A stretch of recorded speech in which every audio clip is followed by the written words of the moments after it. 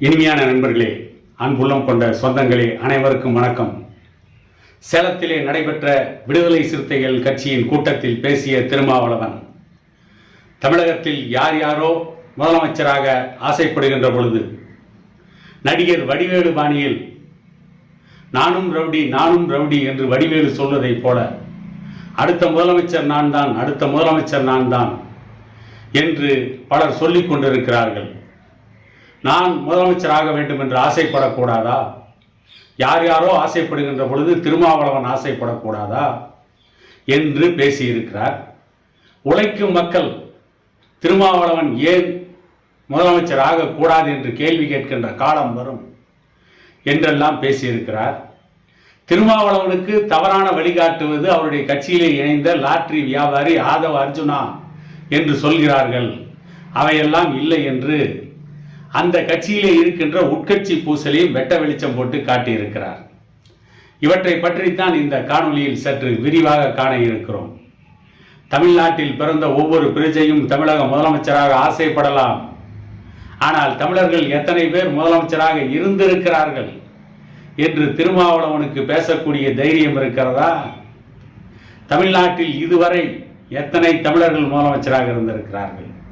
இந்த தமிழகத்தின் பூர்வகுடி மக்கள் எடப்பாடி பழனிசாமி உள்ளிட்ட ஏதோ 1-2 பேரை மட்டும் விரல் விட்டு எண்ணிவிடலாம்.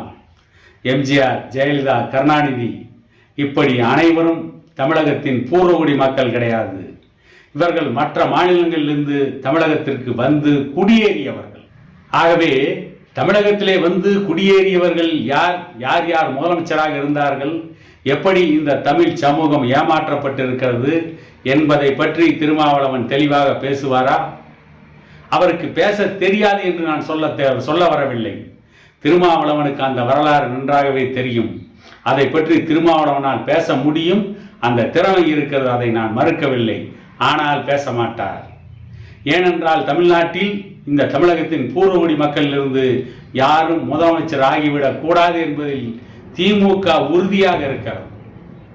அந்த திமுகவிற்கு முட்டு கொடுத்து விட்டு ஒரு தமிழன் முதலமைச்சராக வர வேண்டும் என்று எப்படி திருமாவளவனால் பேச முடியும்? ஒரு தமிழர் முதலமைச்சராகவே அனுமதிக்காத திமுக, ஒரு தமிழர், இந்த தமிழ்நாட்டின் பூர்வகுடி தமிழர் முதலமைச்சர் ஆகிவிடக் கூடாது என்பதிலே உறுதியாக இருக்கிற திமுக, அந்த திமுகவை ஆதரித்து விட்டு எப்படி இந்த தமிழகத்தின் பூர்வகுடி மக்களில் ஒருவரான திருமாவளவன் முதலமைச்சராக முடியும்?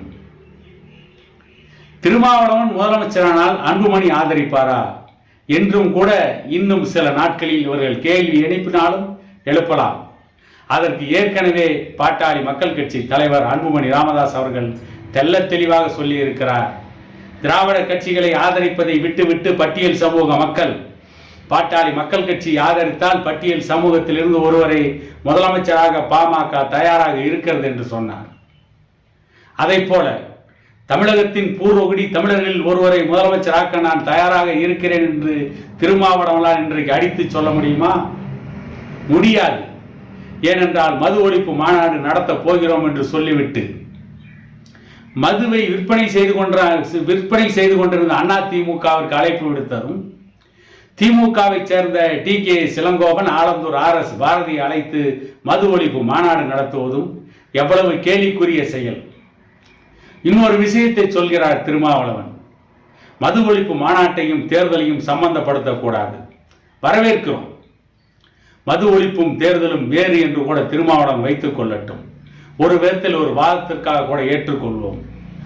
மது ஒழிப்பு மாநாடு என்பது மதுவால் பாதிக்கப்பட்டிருக்கின்ற சமூகங்கள், ஒட்டுமொத்த இந்த தமிழ் சமூகத்தின் உழைக்கும் மக்கள், அவர்களுக்காக மது ஒழிப்பு மாநாட்டை திருமாவளவன் நடத்தினால் அந்த மது ஒழிப்பு மாநாட்டில் யார் கலந்து கொள்ள வேண்டும்? மதுவை விற்பனை செய்பவர்கள் எப்படி மது ஒழிப்பு மாநாட்டில் கலந்து கொண்டு மதுவை நாங்கள் ஒழிப்போம், மதுக்கடைகள் நாங்கள் மூடுவோம் என்று சொல்வார்கள். கடந்த 2021ஆம் ஆண்டு தேர்தலிலே கனிமொழி அவர்கள் சொன்னார், தமிழ்நாட்டிலே தான் இளம் விதவைகள் அதிகம் இருக்கிறார்கள். அதற்கு காரணம் இந்த டாஸ்மாக் மதுபான கடைகள். நாங்கள் ஆட்சிக்கு வந்தால் முதல் கையெழுத்தில் இந்த மதுபான கடைகளை மூடிவிடுவோம் என்று சொன்ன கனிமொழியை வைத்துக்கொண்டு, மதுக்கடைகளை மூடிவிடுவோம் என்று சொல்லிய கனிமொழியை வைத்துக்கொண்டு இவர்கள் எப்படி மது ஒழிப்பு மாநாடு நடத்த முடியும்? சொன்னார்களே செய்தார்களா? 2021ஆம் ஆண்டு சொன்னார்கள். அதற்கு முன்பு 2016 கலைஞர் சொன்னார். ஒவ்வொரு தேர்தலிலும் பொய் சொல்லாமல் அந்த வாக்குறுதியை மட்டும் கொடுத்து கொண்டே இருக்கிறார்கள். ஆனால் அந்த வாக்குறுதியை நிறைவேற்றவில்லை. இவர்களை வைத்துக்கொண்டு எப்படி மது ஒழிப்பு மாநாடு நடத்த முடியும்? ஏற்கனவே அதிமுகவின் எடப்பாடி பழனிசாமி முதலமைச்சராக இருக்கின்ற பொழுது அவர்களும் மதுவை விற்பனை செய்தார்கள். இவர்களை எல்லாம் கூட்டி மேடையிலே அமர வைத்துக் கொண்டு மது ஒழிப்பு மாநாட்டை யாருக்கு எதிராக நடத்துவீர்கள்? மதுவை விற்பனை செய்பவர்களையே பக்கத்தில் வைத்துக் கொண்டு மது ஒழிப்பு மாநாட்டை யாருக்கு, மக்களுக்கு எதிராக நடத்துவீர்களா?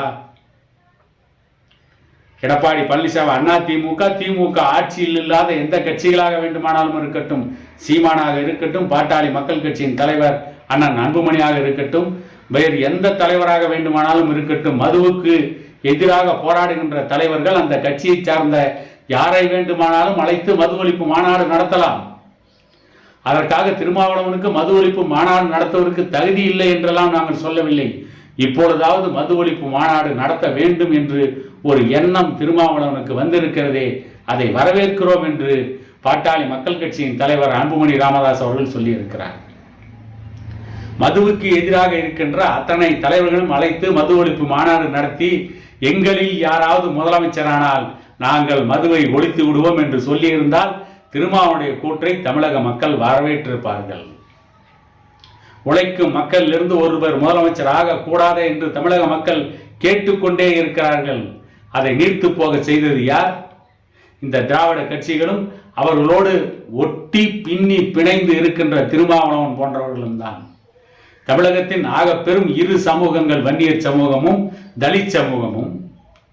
அந்த தலித் சமூகத்தின் தலைவர் என்று சொல்லப்படுகின்ற திருமாவளவன் இந்த இரண்டு சமூகங்களையும் பிரித்தாள்கின்ற திமுக விரிக்கின்ற அந்த வலையில் திமுக போடுகின்ற அந்த சூழ்ச்சி திட்டத்திற்கு திருமாவளவன் பலியாகிவிட்டு ஏன் திருமாவளவன் முதலமைச்சராக கூடாதா என்று கேள்வி கேட்பதற்கு தார்மீக அடிப்படையில் திருமாவளவனுக்கு உரிமை இருக்கிறதா என்ற கேள்வியை நாம் எழுப்புகிறோம். உழைக்கும் மக்களுக்காக போராடி இருந்தால், உழைக்கும் மக்களின் மது ஒழிப்புக்காக தொடர்ந்து திருமாவளவன் போராடி திமுகவிற்கு எதிராக சட்டமன்றத்தில் அவருடைய கட்சியை சார்ந்தவர்கள் பேசியிருந்தால் ஏன் திருமாவளவன் முதலமைச்சராக கூடாதா என்று மக்கள் கேட்பார்கள் என்று சொல்வதற்காவது அவருக்கு தார்மீக அடிப்படையில் உரிமை இருந்திருக்கும். ஆனால் அந்த அனைத்து உரிமைகளையும் இழந்துவிட்டு மதுவை விற்பனை செய்கின்ற திமுகவிற்கு துணை போய்விட்டு இன்றைக்கு நான் முதலமைச்சர் ஆகக்கூடாது என்று கேட்கிறார் என்று சொன்னால் இது மிகப்பெரிய அரசியல் நாடகம். ஒரு செய்தியோட வந்தது. என்னுடைய யூடியூப் பக்கத்திலே ஒரு கமெண்ட் போட்டிருந்தார். அதிலே சேனல் 5 என்கின்ற ஒரு தொலைக்காட்சி ஒவ்வொரு மாதமும் அமைச்சர் ஏவா வேலு திருமாவளவனுக்கு மாமூல் கொடுக்கிறார் என்று அதில் செய்தி வந்ததாக என்னுடைய யூடியூப் பக்கத்திலே ஒரு பதிவு போட்டிருந்தார். தமிழ்நாட்டிற்கு சம்பந்தமில்லாத ஒருவர், தமிழகத்தின் பூர்வகுடியாக இல்லாத ஏவா வேலுவிடம் ஒருவேளை திருமாவளவன் மாமூல் வாங்கி கொண்டிருந்திருந்தால் ஏன் நான் முதலமைச்சராக கூடாத என்று கேட்பதற்கு எந்த விதத்திலாவது அவருக்கு தகுதி இருக்குமா என்பதை திருமாவளவன் மட்டுமல்ல அவருடைய கட்சியில் இருப்பவர்களும் சிந்தித்து பார்க்க வேண்டும். அதைத்தான் உழைக்கும் மக்களும் சிந்தித்துக் கொண்டிருக்கிறார்கள் என்பதை மறந்துவிட்டு மக்கள் மன்றத்தில் எப்படி வேண்டுமானாலும் பேசலாம் என்று நினைத்தவர்கள்லாம் அரசியல் சூறாவளியில் காணாமல் போயிருக்கிறார்கள். முகவரியை தொலைத்துவிட்டு மூழ்கி போயிருக்கிறார்கள். அந்த வரிசையில் கூடிய விரைவில் திருமாவளவனும் ஐக்கியமாகி விடுவார் என கூறிக்கொண்டு இன்னொரு காணொலியில் உங்களை சந்திக்கும் வரை உங்களிடமிருந்து விடைபெறுவது உங்கள் எடப்பாடி துரைசாமி.